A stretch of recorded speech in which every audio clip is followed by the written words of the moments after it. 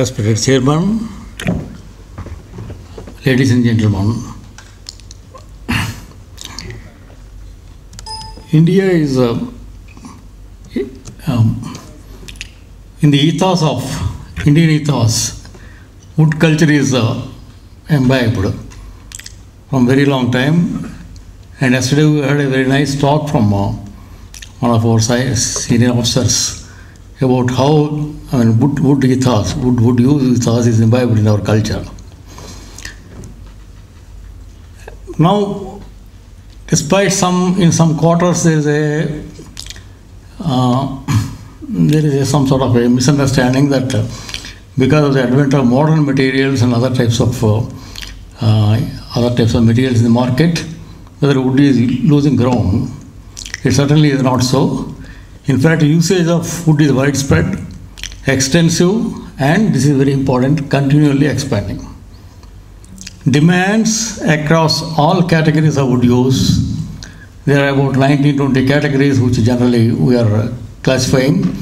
Across all categories of wood use have already far outstripped local supplies.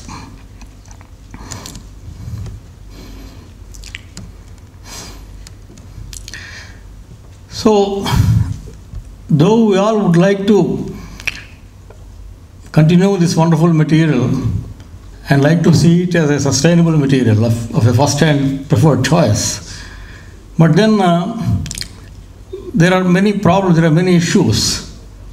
We have to be quite careful in achieving our objective. And here I have listed the there are many issues, but then three important things is, one is enhancing domestic resource base, second one is augmenting supplies through imports, and third one is achieving resource efficiency in manufacture and use. Now for enhancing resource base, local resource base, Government of India is aware of that. There are a number of programs which have been going on, afforestation programs and different schemes. And then more recently, such initiatives as Green India Mission, Bamboo Mission, so many, but the targets are really massive. I understand that in the Green India Mission, that about 20 million hectares have to be afforested, planted in the coming 10 years. That means every year 2 million hectares. And then the sheer production of the planting stock itself, at the rate of 2,000 plants per hectare, will be nearly 4 billion. It's a very massive target. Not that we cannot achieve it, but it's a very daunting task. Especially when we realize that during all the first 5-year periods, between 1951 to 1999, we could succeed in raising 31 millions. So, the programs are on, the direction is good, but it's a very, very daunting task. And being what it is, the benefits of this program also, any afforestation program, initially will be for the segments of the industry which are, let us say, paper and pulp, to some extent plywood. But then that's because they can utilize the short rotation species, bamboos and other things. And the rest of there are serious problems for the rest of the users of the wood. And the second initiative which Government of India has taken in 1996, it has liberalized imports. By placing the imports of wood and wood product under OGL. Since then there had been a steady increase. Now it's almost, imports have reached almost 10 million cubic meters. That's starting from 1997. And we are now importing, in spite of the fact that we have 1,600 wood yielding trees. Many of them are high-grade tropical hardwoods for which the country is famous for. But the fact of the matter today is that we are now importing from about 40 countries. That's because, there are tremendous pressures. There are tremendous pressures on And there are any number of studies. FAO brings out reports, FSA brings out reports on the demand and supply. And there are huge gaps, and they are always widening. So the wood use is there, the culture of wood use is anyway there. The issue here is how to make it sustainable. And then imports, we are now, as I said, quite a number of countries we are importing. Here in these efforts, in importing, it's a good thing. When we don't have, we have to do something and we are doing that. But then the concern here is, if we go on importing like this, what about the footprints we create in the countries from which we are importing the logs? Will there not be a concern on that? The second one is that might lead to, already we are signatories to many international agreements. And then that there are already some voices are being raised. Probably, there will be more and more demands for usage of certified wood, for usage of certified wood from sustainably managed forests, or creation of our own resources of certified wood from sustainably managed forests. And now, today morning, we heard in another parallel session the importance given to legal wood. And then we are also signatories to very important agreements, like WTO agreements, under which there is especially one agreement, SPS agreement. Today we are all concerned with the loss of biodiversity, and bioinvasions are the major cause of biodiversity. And then logs, unfortunately, when we import logs, we also get quite a lot of unwanted biological material. How to check it is a concern for all of us. And we are a signatory to that. And how to comply with the provisions of WTO, SPS agreement. And all this means there will be additional costs. Industry or government, we have to bear it. We have to keep that in mind. That's for one aspect. The second aspect is, we always are somehow, biased, or it's loaded, our thinking is loaded on two things. One is demand, another is supply. In fact, most of the policies are basically supply oriented. But there is a third dimension here, which probably we are given a miss. That is the pattern of utilization. How we are using the resource. Now, let us say, in technology generation utilization, of course, R&D is the main now. It's from the technology generated. There are many positives in Indian forestry R&D, many positives in wood science R&D. We have got a century-old forest product research tradition.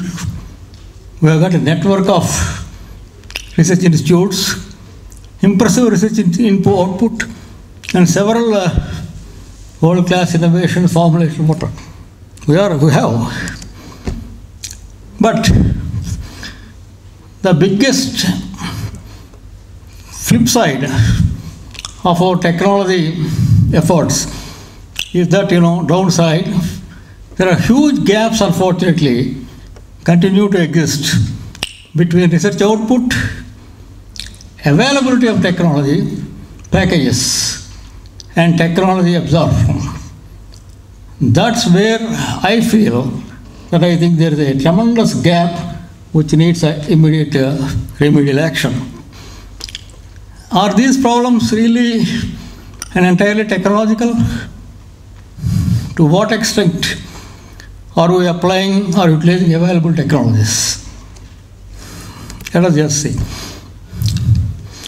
For instance, we have simple technologies like a prophylactic treatment, which could save nearly 20 to 30% of wood or bamboo harvested, and wood or bamboo we are losing in the mills. We have simple technologies in sawmilling techniques. How much recoveries we are making from sawmills in most of the time? Very, very, very less. So in the effort, I would feel the weakest link in the development of Indian wood products as a sustainable future and current material is the impeding factors of technology transfer. And why it is happening? Are there no efforts?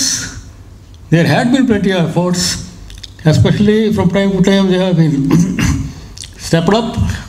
They geared up recently, World Bank project has really given a fillip for enhancing the technology transfer efforts in the institutes. But then there may be some other clauses. The impeding factors are lack of perception of the ability of target groups to accept technologies. We do it ourselves, but then there are no social technologies tools. We have not really done research on that aspect. How to know the ability of the groups to absorb the technologies. And then, of course, the important thing is lack of adequate means and funds. So, some of the things we could do, there is obviously a role for, in fact, I would say a changing role for R&D institutes. Not just technology generation alone and in isolation. We have to pay increased attention to development of technology packages. It's not enough we develop one technology and forget about it. We need to produce more and more technology packages, and that can be done only through what could be called as cluster approaches. I mean, there is a multidisciplinary effort. At the institute level, in the development of a technology package, almost all the divisions should participate. There must be a mechanism for that. At the inter-institutional level, there should be more synergy. For instance, design. There is so much focus on design. How many of us are really synergizing the strengths we have? And then the development of products relevant to people.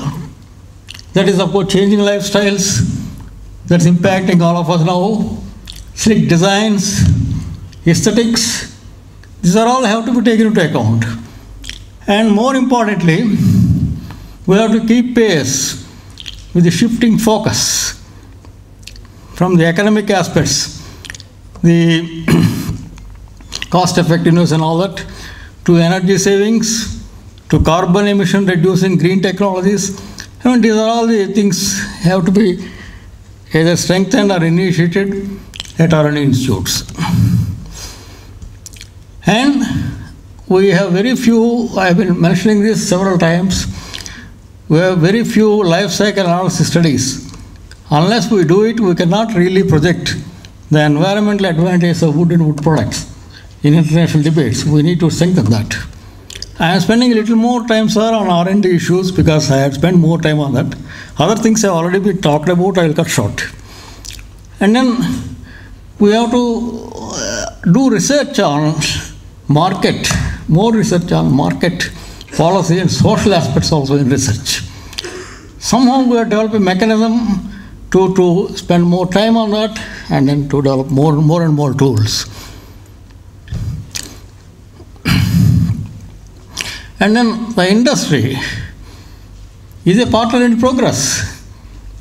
Unless the industry is strengthened, I mean, we can't move, I mean, we are lost. And to do that, generally the feeling of the industry is that at present, by and large, a favorable operational regime does not seem to really exist, especially for the processing industry. And processing, of course, is a very important segment in value addition. It merits special attention and support. That's where the technology inputs can be, are most visual. And our processing segments obviously need to be strengthened. There is a lot of literature on the importance of processing segments. Especially there was a very important conference conducted by KFRI, Kerala Forest Institute. They brought out wonderful proceedings on the markets and product. In that also and in several other recent publications. And today the entire session is going on. Particularly in the industry, the SMEs they need special attention. They have a special role to play in promoting the sustainability efforts. And unfortunately, for instance, our furniture industry, 95% of the furniture industry is in small and medium and even unorganized sector. It's not like other countries. And these are, they occupy a strategic position. Their importance is now known, but the thing is, they themselves lack resources, both human as well as financial. In fact, now that we are already moved into a plantation wood-based industry. Agro wood, JFO wood, bamboo wood. The natural forests are no more the main source of supply. So when we become a plantation-dependent industry, the processors, the processing units, they use special significance. In fact, if nurtured properly, they can be developed and nurtured as designated managers of planted wood resources. This is a quote I am making from another scientist, Tessari. So, at this SMEs, I am sure you will agree, the general scenario here is low levels of technology application, low recovery in sawmills and wastage. Yesterday, somebody is talking. We have to biorefineries. We have to develop them into biorefineries. It is inaugural session. It's not a joke.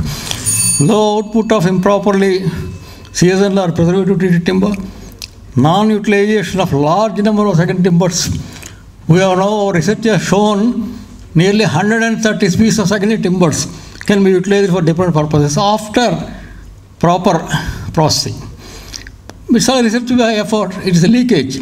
How many of them are being used? Hardly 5 or 6. Except in the case of rubber wood and to some extent eucalyptus in the North popular. In fact, hardly any secondary species are used. Though the data is available, impressive data. So there is a tremendous leakage of research effort. And then all this results in non-diversification of products. 30 different types of panel products are dominating the market in the world, but we have hardly a few, and a low quality products. So there is an urgent need for technological upgradation. So to do that, our national forest policy is we have a very rich culture of that. There are any number of provisions in that also. That forest utilization is an important aspect of our national forest thrust. But in the interpretation part of it, implementation part of it, probably we may have to. Today, of course, the focus is on, from the 1980s, it's on improving the forest and tree cover to 33% of the land area. Important utilization is recognized all right. Even in the Bhopal India process, which is being developed to develop the criteria indicators of sustainable forest management, there is a item under item number 6, I think, it's 6. Utilization is there. So the policy recognition is there, but then unfortunately, implementation side. So to some extent, technology-based plantations thankfully have gained some recognition. I think a time has come, if we have to develop wood in this country as a sustainable material, technology-based utilization also needs to be developed. This is a key challenge to all of us, to the scientists, to the officers, to the managers. And then to produce wood and make it available to the industry at prices they can afford without disturbing the real environmental values. So it's a gigantic task. So please. Innovative approaches are definitely needed.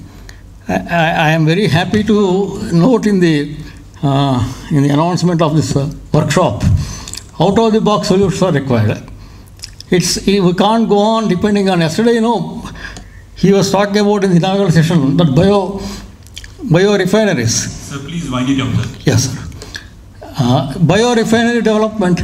That means at the end product will be production of cellulosic ethanol We all know cellulosic ethanol can be produced, and we can use our marine biology background also into that. But then to do that, we need to have a technology. We may have to do technology leapfrogging. Some may no harm in borrowing technology from others. But to do that, we need a policy which will help us. Like that, innovative approaches are needed at every stage to foster partnership model, the benefits of which we have seen in IWST, in the woodwork machinery that center.